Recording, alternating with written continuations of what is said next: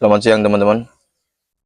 Sebagaimana kita ketahui kemarin pelantikan Presiden Pak Prabowo dan Gibran Raka Buming Raka sebagai Presiden dan Wakil Presiden, dan sekaligus pidato perdana Pak Prabowo sebagai Presiden. Di video ini saya mau memberikan atau memaparkan beberapa catatan saya terhadap pidato Pak Prabowo tersebut. Tentu teman-teman sudah barangkali menontonnya sendiri sepanjang 1 jam ya, kalau acaranya 4 jam. Tapi pidato beliau 1 jam. Tentu tidak bisa saya ulas semua, beberapa poin, ada sekitar 20 poin yang saya catat dari pidato beliau. Yang pertama adalah beliau menyebut dengan detail nama dan gelar masing-masing tokoh yang hadir, baik tokoh dalam negeri ataupun perwakilan dari negara lain. Itu sesuatu yang luar biasa dan merupakan salah satu ciri great leader. Bung Karno juga begitu, Gus Dur juga begitu, memiliki daya ingat terhadap hal-hal detail itu berkemampuan luar biasa. Itu hanya salah satu indikator great leader saja. Yang kedua, Pak Prabowo memuji pencapaian setiap presiden Indonesia mulai dari Bung Karno hingga Pak Jokowi. Ini bagus sekali. Kemudian beliau juga mengatakan kepentingan rakyat Indonesia di atas segala kepentingan, di atas segala golongan, apalagi kepentingan pribadi. Tentu ini kita setujui dan tidak suitable dengan klan Habib Alwi, di mana klan Habib Alwi itu mengutamakan kepentingan golongannya sendiri dengan merusak atau menginjak-injak kepentingan bangsa Indonesia secara keseluruhan melalui pengubahan sejarah, makam, persekusi, penindasan, dan lain sebagainya itu. Pak Prabowo juga mengatakan sejarah kita penuh dengan kepahlawanan, penuh pengorbanan, penuh keberanian, tidak hanya pemimpin, tapi juga rakyatnya. Tidak hanya dalam menghadapi tantangan, hambatan, ancaman, tapi juga dalam menghadapi invasi bangsa lain. Dari poin ini kita tahu bahwa tentu saja sebagai jenderal, Pak Prabowo mengerti tentang apa itu ancaman, apa itu tentang invasi. Sehingga beliau ketika melihat peristiwa pengubahan sejarah, pengubahan makam, pengubahan silsilah leluhur Nusantara, dan upaya-upaya distortif lainnya, tentu beliau memiliki kepekaan tersendiri bahwa itu sebuah upaya penjajahan dan upaya invasi dari klan Habib Alwi atau Hadrami Yaman itu, imigran-imigran Yaman itu. Kemudian beliau juga menyinggung kemerdekaan, menyinggung perang kemerdekaan, dan poin fokus dari Pak Prabowo di ceramah tersebut adalah ketahanan pangan, swasembada energi. Paling tidak ini memberi sentimen positif terhadap sektor industri pangan ya, yang berkaitan dengan pangan serta derivasi industrinya, serta industri energi seperti batu bara dan lain sebagainya beserta turunannya, termasuk imbasnya sentimen positif kepada sektor transportasi.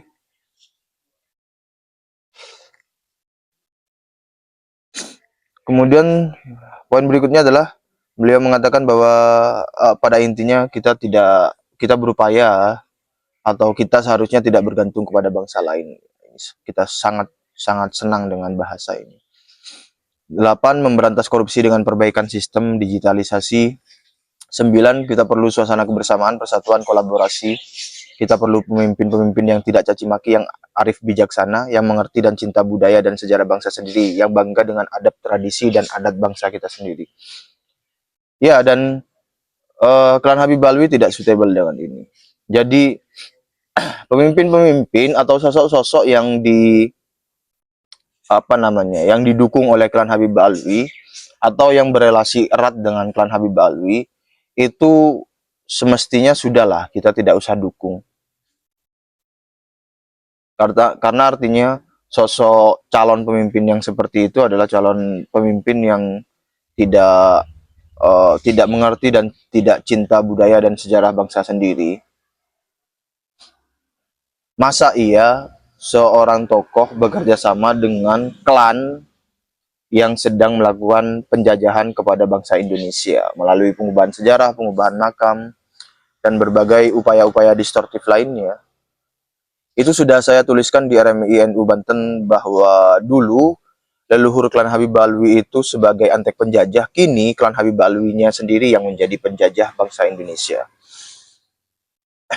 Poin berikutnya dari Pak Prabowo adalah demokrasi yang khas untuk Indonesia, demokrasi yang cocok untuk bangsa kita, demokrasi yang berasal dari sejarah dan budaya kita, demokrasi yang santun, demokrasi di mana berbeda pendapat harus tanpa permusuhan, bertarung tanpa membenci, bertanding tanpa berbuat curang, demokrasi yang menghindari kekerasan, adu domba, hasut menghasut, demokrasi yang menghindari kemunafikan.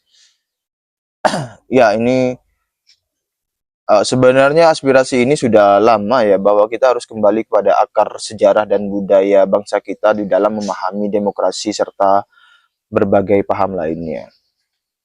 Tidak serta-merta karena demokrasi kemudian kita copy paste penuh secara filter dan modifikasi dari Amerika Serikat atau dari Barat gitu. 11. Hanya dengan persatuan dan kerjasama kita akan mencapai cita-cita para leluhur bangsa kita. Baldatun thayyibatun warabbun ghafur. Iya, dan dengan persatuan dan kerjasama ya, ditambah pula ancaman, tantangan, hambatan, atau sosok-sosok yang menjadi penghambat, terutama klan Habib Alwi itu juga harus dieliminir dari bangsa Indonesia. Ya dideportasi aja lah. Kalau tidak dideportasi ya dikirim ke luar negeri untuk ditugaskan membela Palestina gitu. Ya nanti kita bicarakan itu lebih lanjut. Poin berikutnya, kekuasaan untuk kepentingan rakyat, pemimpin bekerja untuk rakyat. Kita harus mengerti, selalu sadar bahwa bangsa yang merdeka di mana rakyatnya merdeka. Rakyat harus bebas dari ketakutan, kemiskinan, kelaparan, kebodohan, penindasan, dan penderitaan. Nah ini bagi kita yang barangkali ya bagi audiens, teman-teman pemirsa yang barangkali baru bergabung dalam isu polemik nasab dan isu-isu di sekitarnya, spirit ini yang harus kita pahami bersama, bahwa bangsa yang merdeka adalah bangsa di mana rakyatnya itu bebas dari ketakutan, kemiskinan, kelaparan, kebodohan, penindasan, dan penderitaan. Dan klan Habib Alwi itu yang melakukan penjajahan-penjajahan serta penindasan-penindasan di era kekinian ya. Jadi itu harus kita lawan bersama, harus kita ganyang bersama. Poin berikutnya, kita berbeda-beda tapi tetap kita sama-sama anak bangsa. Itu maksudnya ya kita semua tidak, ya tentu saja kalau saya menginterpretasikannya tidak termasuk klan Habib Alwi ya dan imigran Yaman lainnya. Karena ya mereka telah membuktikan diri bukan sebagai bangsa Indonesia. Pak Prabowo juga mengajak ayo bersatu. Kebijakan politik luar negeri Pak Prabowo masih sama dengan kebijakan politik bangsa kita dari pemimpin-pemimpin sebelumnya, yaitu politik luar negeri non-blok. Dan di menit 025251 beliau mengatakan prinsip anti penjajahan, anti penindasan, anti rasialisme, anti apartheid. Waktu kita dijajah bahkan kita digolongkan lebih rendah dari anjing. Coba saya putarkan di menit 02:52. Saudara-saudara sekalian, dengan demikian kita ingin menjadi sahabat semua negara. Tapi kita punya prinsip. Prinsip kita adalah prinsip anti penjajahan. Karena kita pernah mengalami penjajahan. Kita anti penindasan. Karena kita pernah ditindas. Kita anti rasialisme. Kita anti apartheid. Karena kita pernah mengalami apartheid. Waktu kita dijajah, bahkan kita digolongkan lebih rendah dari anjing. Itu bagian pidato dari Pak Prabowo yang mengatakan bahwa kita berprinsip anti penjajahan anti penindasan, anti rasialisme, anti apartheid.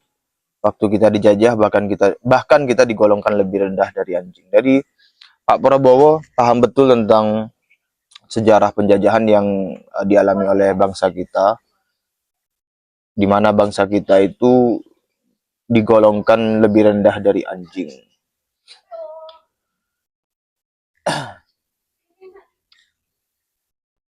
Dan yang melakukan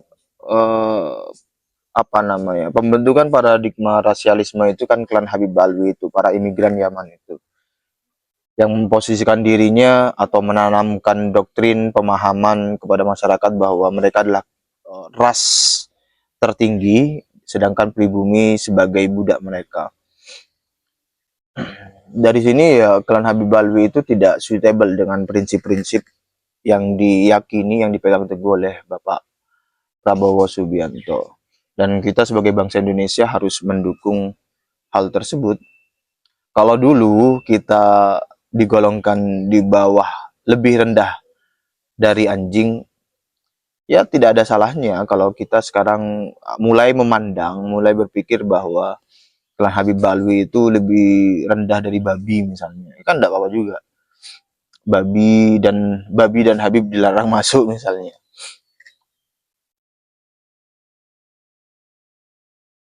Kemudian poin berikutnya, mendukung kemerdekaan rakyat Palestina. Pak Prabowo juga menyebutkan nama-nama pahlawan yang merupakan generasi pembebas. Yang nama-nama pahlawan itu banyak diklaim sebagai dari klan Habib Alwi.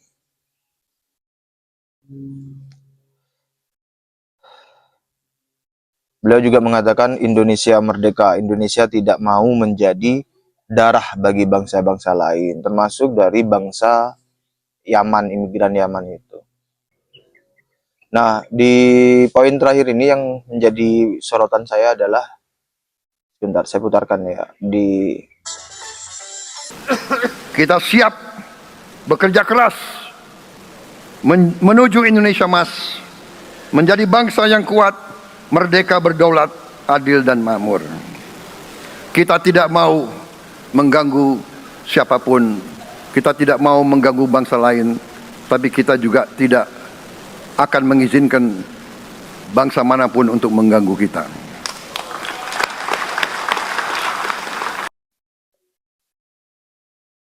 Itu statement Pak Prabowo bahwa kita siap bekerja keras menuju Indonesia Emas, menjadi bangsa yang kuat, merdeka, berdaulat, adil dan makmur. Kita tidak mau mengganggu siapapun, kita tidak mengganggu bangsa lain, kita tidak mau mengganggu bangsa lain, tapi kita juga tidak akan mengizinkan bangsa manapun mengganggu kita. Termasuk dari bangsa Yaman itu, imigran-imigran Yaman.